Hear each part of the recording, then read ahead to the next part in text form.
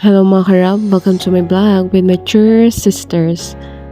And for today's video, we decided to have a long walk para iwas sa pollution, pampahaba ng buhay. Keep on watching!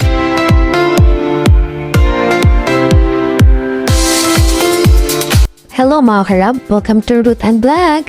Please don't forget to follow, share, and like. Thank you! In our life, as a superhero, ayan, naglalakad lang po kami. Avoid pollution, let's walk! According to our mentor. Naghahanap pa rin ng ano, naghahanap pa rin ng imbornal. Yeah, hanggang ngayon, naghahanap pa rin kami ng imbornal. Ayan. Sa mga hindi pa nakakita ng flower na, anong tawag yun, ma'am? Granada. Hindi yan granada yan. Ayan yung... Granada yan. Hindi sure, iba yan. Ganyan yung kanila Malaman ni. Ganyan yung aming kan na mulaklak. Parang siyang rose, no? Pero mukha, galing siya sa ano. So, wag na natin pagtalunan.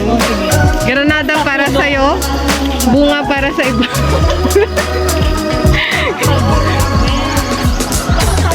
After our thousands walks, thousands footsteps, malapit na po kami sa El Pescador. A few moments later.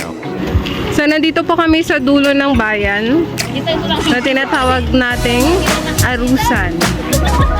Ayan. So, gusto po naming makatulong para ma-avoid ang pollution kaya naglakad po kami maghapon. Walking around Bolinao. Walang nagamit na gas. Yeah.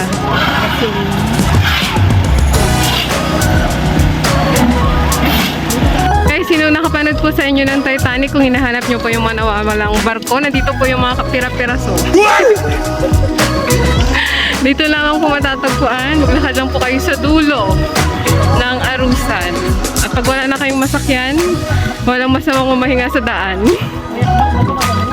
Mga kalab, wow! Dagat! Ito po ay dagat! Tara na maligo!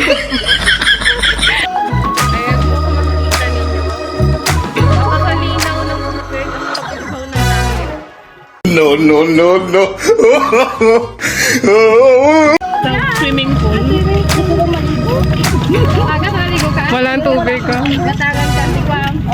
Hindi mag-jump rin kami. Ito po rin. Wala, doon. Kahit tayo rabi eh. Ang ganda ng apaka